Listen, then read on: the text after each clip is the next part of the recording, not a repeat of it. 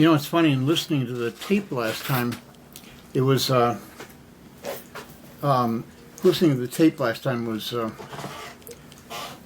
I got you started on your main message, and then something happened and I never got back to it. So I wanted to kind of just start with, you approached me about wanting to make some recording on this. If you were to tell me, like you did before, exactly what the message is, can you phrase that? Do you have a clear idea what that message is? And actually, more important, to whom is it intended? It's intended for soon-to-be and for already parents of siblings that are different, that march to a different drum. Yeah. I marched to a different drum, and it caused a lot of headaches. But I pray that no child will ever have to experience what I experienced in my life. Yeah. Do you think have most of the troubles been because of your sexual orientation, or because you were different even as a child? You know. As a child, I was abandoned at the age of 2.5, as I already said. So I had special needs already. Mm-hmm. Then I attempted a number of suicides at the age of 8. Mm. I was placed in a mental hospital, state ran, for 5 years. I went through abuse from my father, physical and emotional, psychological. My uncle sexually assaulted me and his 2 boys. I've been assaulted several times and without my consent. And then I went into prostitution because I thought that that's what a woman should do, was to sell her body if she had special needs, and I needed to pay for my medicine, so. Yeah. So, what was the original question? Well, it was what the message you're trying to convey, and also I'm trying to convey. Let's do the also later. Let's one at a time. yeah. Parents, it's vital that you understand that transgenderism, mental healthism, transgenderism pathologically is known as gender reaffirming. Mm. Gender dysphoria. Mm. It's in the Psychiatric Book of Diagnostic and Statistical Manual. I meet all the criteria for gender dysphoria.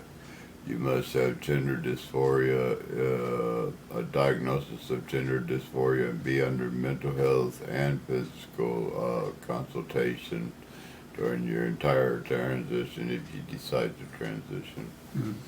Abuse is never the answer. Love is the answer. Look for the positive ways, the good things. Don't dwell on the bad. Because if you dwell on the bad, each time you take that belt or that club or whatever you take to that child, you're making lasting imprints in that child's head that he'll or she'll remember their entire life. Don't do it. Love them. Don't beat them. Love them. That's my message, and that's the message I hope to get out. Yeah, it's one we really need to hear. It's so important, and I think it's important too because I would say transgendered people are kind of the last people to get their civil rights. Yeah, but right now, gender is not covered under the Equal Rights Amendment. Right. Right. It's before the House and the Senate during the Biden administration, but we're hoping for positive results. But we're facing an uphill battle, and there's a lot of backfires that are hurting us. So we're doing our best to get that passed. But Have you been directly involved in trans activism? Yes, I have. I went to the special Senate hearing that they had in the Capitol here in Missouri on whether or not transgender people should be allowed access into the restrooms that they feel most comfortable with. Yeah. I went to that. I did not speak in it, but I did go to it and showed my support that way.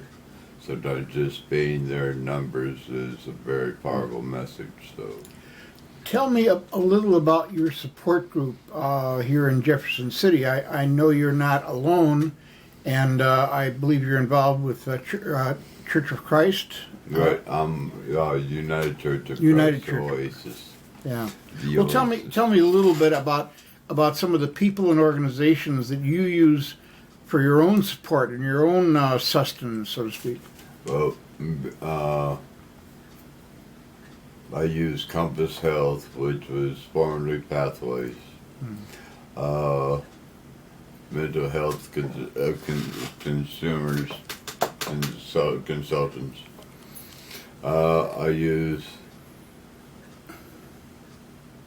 Can we pause or can you? Yeah. Do you want to start again? Yeah. Let me. Yeah.